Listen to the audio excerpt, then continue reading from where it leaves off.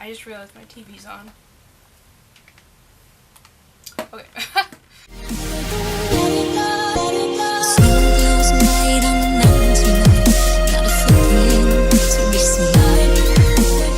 Hi friends, welcome back to my channel. Today I decided to do a video about the application process and the WBI, or the web-based interview. Today I'm sporting the Mickey Mouse bow and I'm really excited to do this, so I will be talking about what my experience was, and if this would help you in the long run, that would be amazing, just to hear that there's more resources out there for people to go out and see. So let's jump right in. The Disney website lets you sign up and log in to start your profile. This allows you to type in any school experience you've had and also the work experience you've had. I just checked and it says that you can have up to 3 different colleges that you have attended. I put down 2 college experiences. I went to a community school for 3 years and then I transferred to an actual college. I was able to put down the name of my colleges as well as my major, as well as the year that I graduated and my grade point average. On your profile, you're able to see your education history, contact information, as well as your work history. So your phone number, your email, your address, and your name, as well as work experience. When I was doing my research for the Disney College program, I was finding a lot of information about work experience and what to put in the responsibilities and skills section.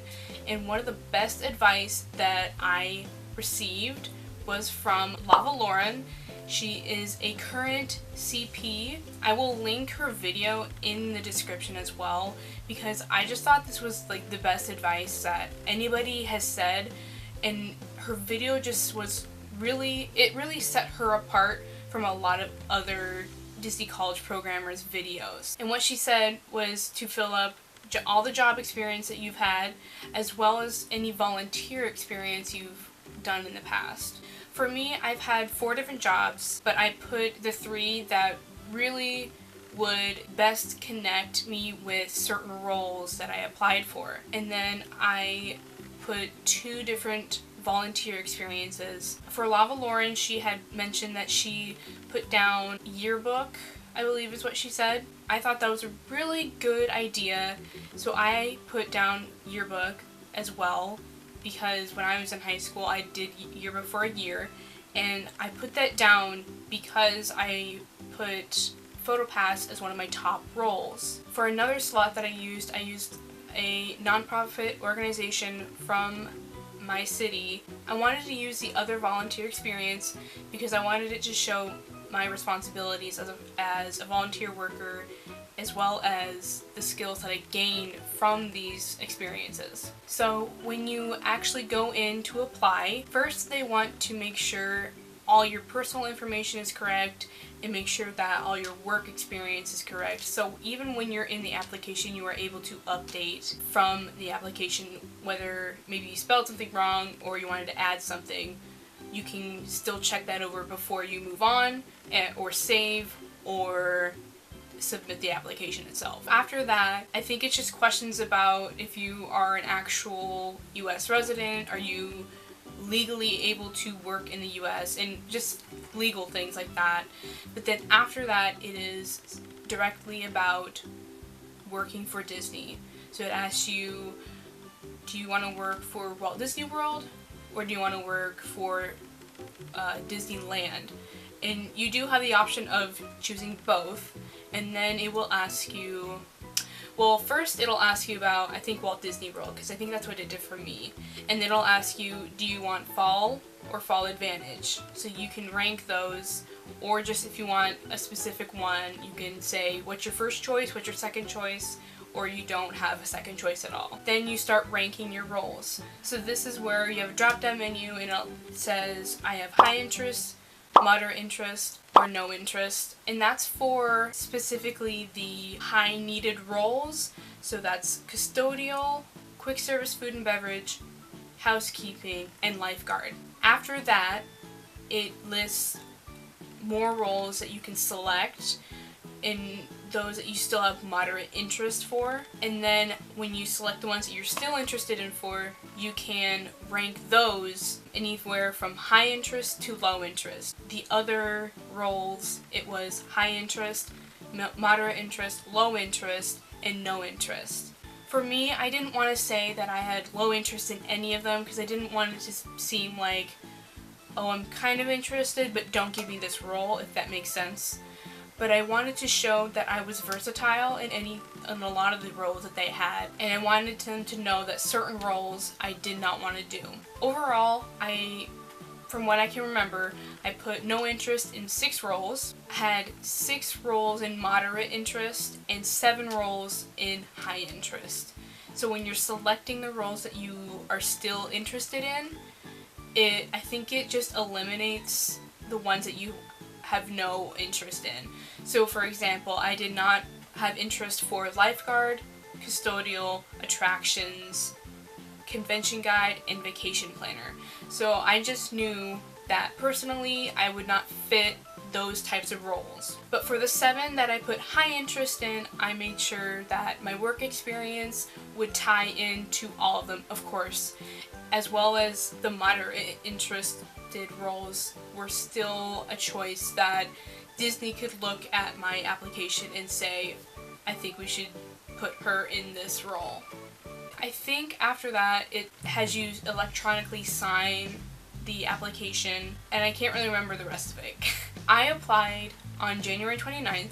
This was a week later after apps had dropped. So after I filled out my whole application, I went through one more time to make sure I had no spelling errors in any of my personal information, school information, and work experience, and made sure I had all my interests in any of my roles, whether it was high or low or no interest. Made sure I had the ones that I had really wanted and the ones that I didn't want in the right places. While I was initially looking at all the roles, I realized while I was doing this application that this is something I really, really wanted to do. That's why I put a lot of high interest in a lot of the roles. I had a lot of high interest, but I also had a lot of moderate interest, just so they still would be able to see that and be looking for versatile workers. So after looking at my application twice, I finally submitted it. This next portion of the video, I wanted to talk about the help that I received and sought that really helped me with my application and my interview, which I will do another video about for the phone interview.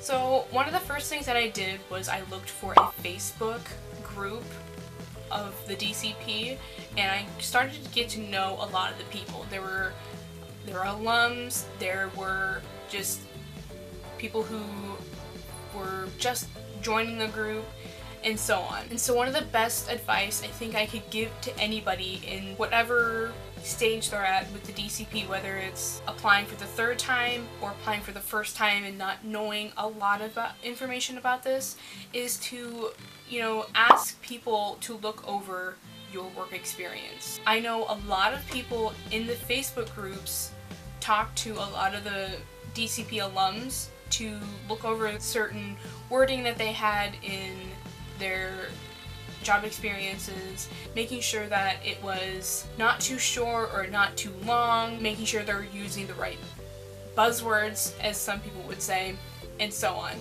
So what I did personally was I got in contact with my career advisor at school, and this was even before I had filled out my whole profile. And so what I did was I talked to my career advisor and made sure that this was okay for me to do. Because I hear some stories that schools are always like, no, don't do this, you'll fall behind, or something like that. My career advisor was saying that this was probably a great opportunity to do, and actually another student from my school had just been accepted, and she's currently at the spring semester. So if you can find a friend, if you can find an advisor, doesn't have to be a career advisor, it could be your just regular advisor you see for registering classes, maybe a parent, as well as Facebook alums that talked about earlier. Have somebody look over your work experience, even just if it's for spelling as well, it's fine. Have somebody look over your work and volunteer experience to help you find out what you can add, what you can take away, if it's perfect. And you can ask multiple people. I'm sure multiple people would love to help you. I think that was probably some of the Facebook alums. Like, I think a lot of alums from the DCP were really excited to help out with people trying to get their application as best as they wanted it to be.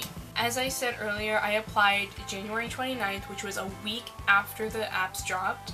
And the reason why I did this was I had a meeting with my career advisor 2 days after applications had dropped. It was very painful to wait, but I knew that I wanted to meet with my advisor first, make sure everything was good to go, and had everything ready because I really wanted to get into this. During the meeting with my advisor, I was worried about some things, and one of them was about the length of my sentences within the responsibilities and the skills that I had in my work experience. Prior to that, I was looking on the Facebook page and people were saying, does this look good? Is this a good length? And they were talking about how many words should be in the responsibilities and skills section. And some people were saying that you should have maybe 3 to 5 words or 5 to 6 in this section. To me, I was starting to worry because when I initially sent my advisor my work experience to look at over email, she said, oh, add this, this looks good, and some of them were kind of lengthy but not like terrible. My word use range was from anywhere from 2 words to 14 words. That was kind of freaking me out because some people that were accepted into the current DCP program were talking about, oh, you should have this many words because recruiters don't have that long. They don't want to spend too long on an application. And a lot of people know this, or they think this, but they say that they run applications through some type of computer generator thing where they pick up certain words or scan words that would be best for a Disney cast member. Some people do believe that, some people don't really believe that, but I think it makes sense that they would do that just because it would go quicker and they will know who to send a web-based interview to next, and so on. But all in all, your application is your own and it's different for everybody. Somebody could have 2 words, somebody could have 14. I was in between that, so it's really up to you on what you think would best represent your responsibilities and the skills that you had for that job experience or volunteer experience. After you've applied and sent in your application, you will get a thank you for applying email. For me, I think this was sent roughly 30 minutes after I had applied. I received that email at 4:21 p.m. At that point, I was mentally ready to wait for a phone interview for any days up to 1 day to the end of the application season to end. So I was mentally prepared to wait. So 13 minutes later, I received another email from Disney that said immediate action required. So I looked at it and it said I had a web-based interview that I had to take. I was really shocked to find that just because of how soon they sent that email and how fast that process went, because so many people were saying I'm still unapplied, even after like a week. I mean, it's a process, but I was just not expecting it. So I believe there is 3 or 4 sections within the web-based interview. The first 3 sections, however many sections there are, the first half, it requires you to answer questions about yourself as an employee and what your work ethic is. The web-based interview is timed. In the first section, I believe gives you 50 seconds to answer each question. So for me, that was a little scary to read first thing off because I'm not the fastest reader. When I got into it, it was totally fine. It gave me plenty of time to read the whole question, read the answers that it provided, and still have time for me to select an answer. So it was totally fine. So some of the questions in the beginning were about how would you handle a situation or how you are as an employee. So for example, one of the questions that I got was, if you saw a kid hurt himself with a hammer, what would you do first?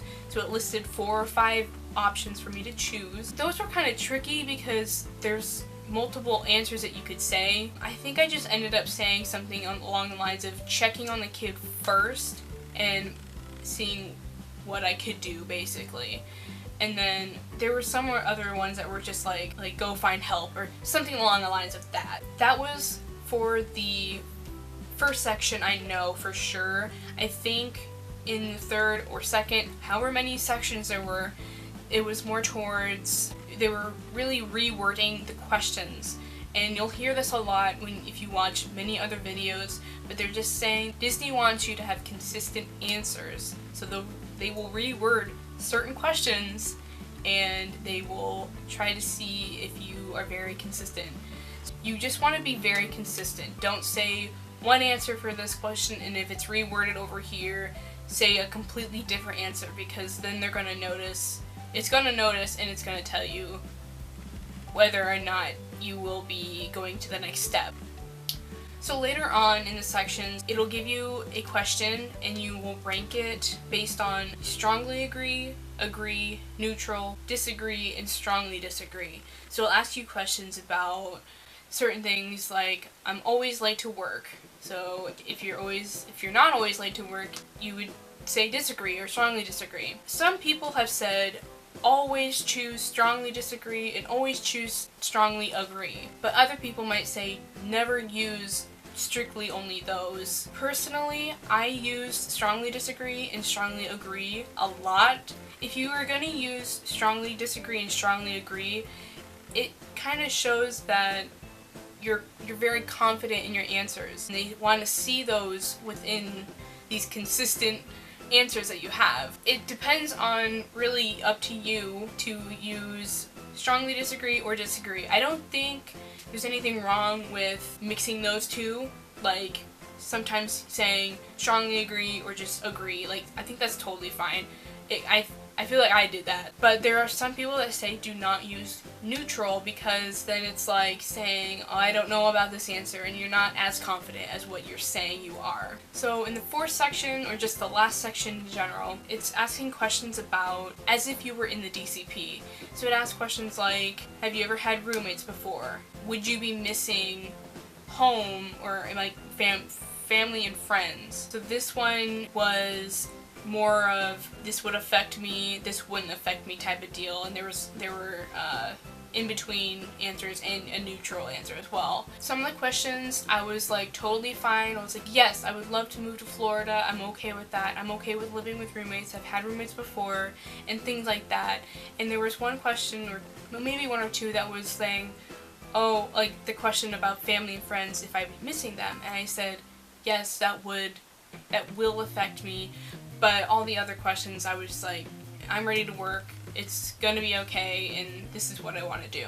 So I hope this video helped you in any shape, way, or form. I will be making a video about my phone interview and maybe some tips about that, but I really hope this video helped you with understanding some parts of the process of the application and the web-based interview, and I hope that you can use some of these tips to implement with your application and so forth.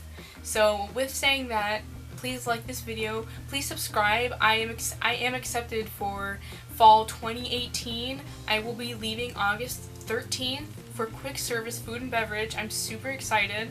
I have never been to Disney World. I've never been to any Disney, really. So this is going to be like an insane experience. I'm so excited to go there and see what it's like, and see what it's like working there as well. So I would really appreciate if you subscribed and checked out all my new experiences and just go on this journey with me. This channel is really anything. I am just using it as a tool for resources, kind of like Sarah Beth. She's a very good resource to go and talk about and watch her videos and whatnot, but that's what I kind of want to implement with my channel, and just if I can help somebody else with their application process, I think that would be amazing, and just to look back on my journey through Disney. So thank you for watching. Please check out my phone interview video whenever that is up, and I will see you real soon. Bye!